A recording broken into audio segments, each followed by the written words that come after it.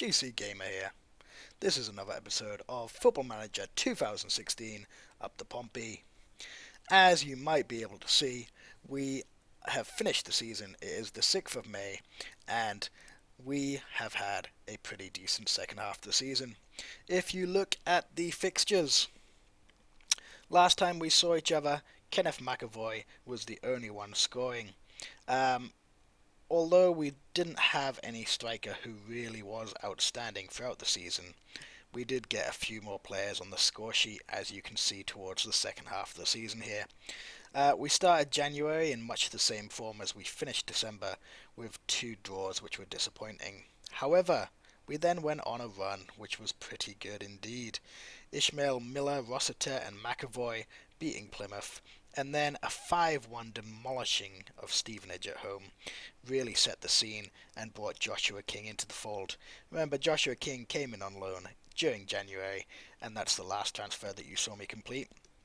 Joshua King did play well throughout the season, getting a few goals here and there, but you can see the turning point of the season really was the middle of March, and during the middle of March we had a lot of good goals, a lot of good wins too.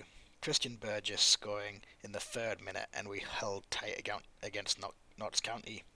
At this moment in time, Notts County were first and we were 3rd, so that 1-0 win against Notts County, I can't say that word for some reason, Nottingham County, that really was one of the results of the season, and to have a 3rd minute lead and to hold it all game was pretty impressive. King, Caskey, Roberts completed a 3-0 win against Fleetwood when it looked like it was getting away. 3 goals in 3 minutes, and we really did show Fleetwood that our attacking power is not to be messed with. Ishmael Miller played occasionally. He didn't do so well this season, not as good as I hoped. Ben Close took a D in, and Joshua King getting some goals too. Now, a big thing you'll see here is Bruninho's name, as well as Connor Chaplin's name come in a little bit here. As I'm going to show you in a few seconds, we had quite the injury problem during the second half of the season. So, let's show you a few of those screenshots now. Started out with a Sana injury for a couple of months, which is pretty devastating, followed by Joshua King for 3 to 4 months, which put him out for the season, and my squad ended up looking like this. When you're coming to the end of a season, you really don't want 5 players injured. So, after looking at those injuries, you can probably understand how Bruninho and Connor Chaplain got into the first team.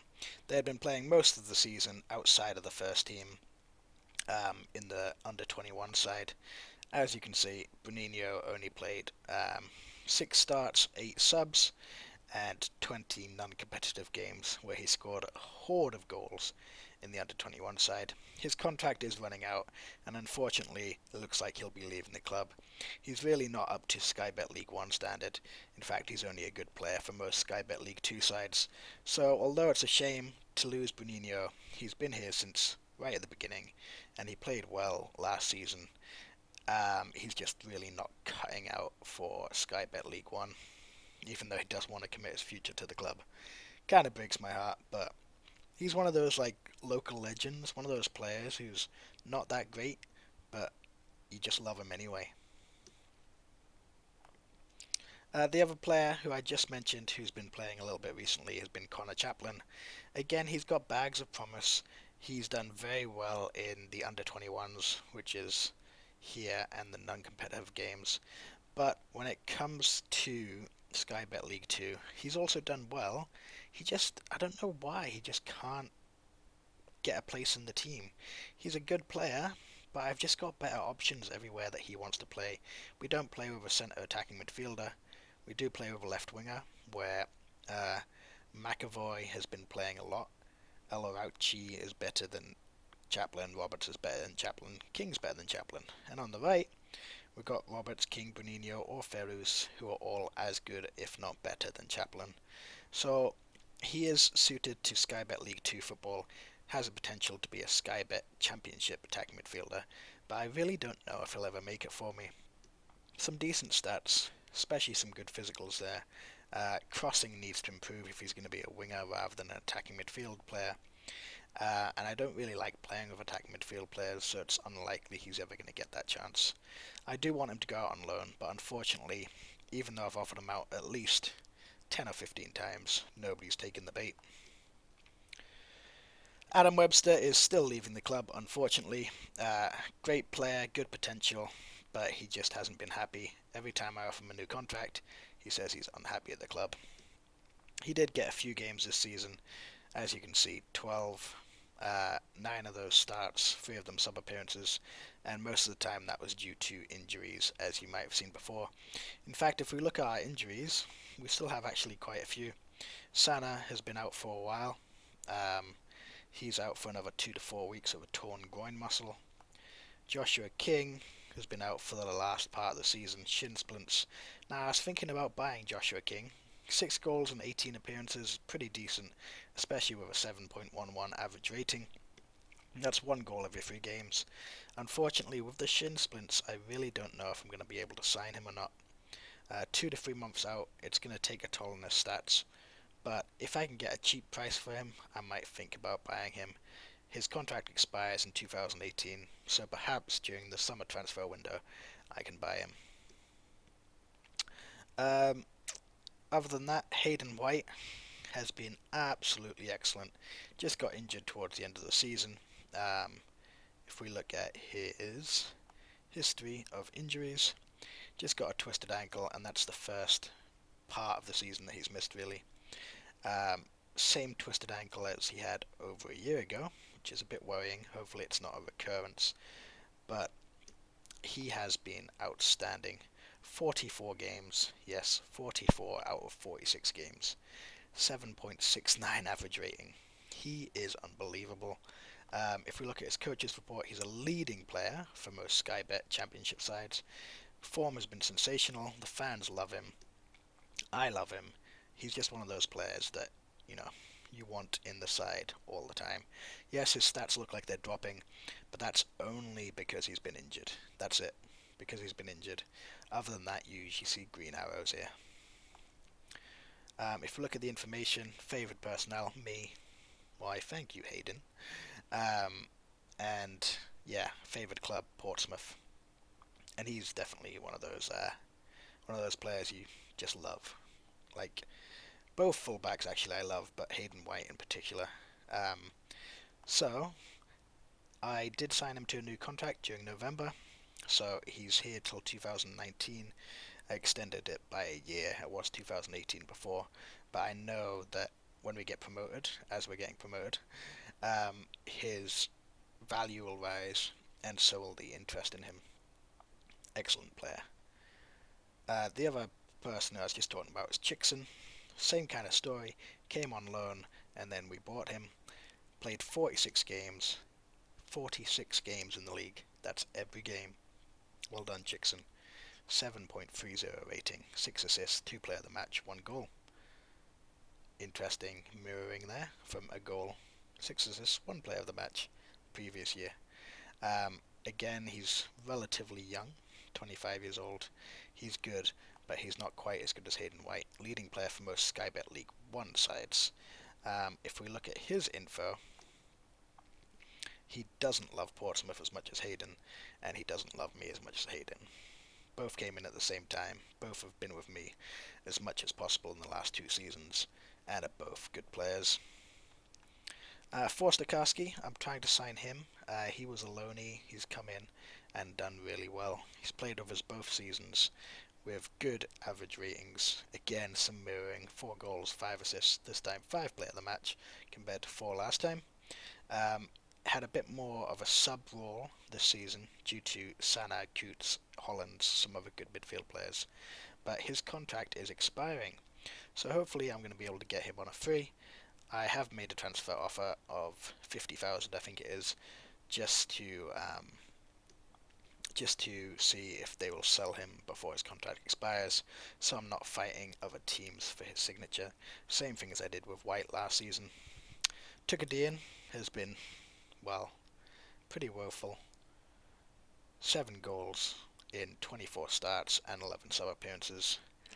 For this level, he should be doing so much more. He should be a leading player for Sky Bet League 1 sides. He's an advanced forward, that's what I play. So I'm really disappointed with him, and I'm looking to make a new signing out front ASAP. Ishmael Miller's in the same boat. A little bit disappointed with his performances this season.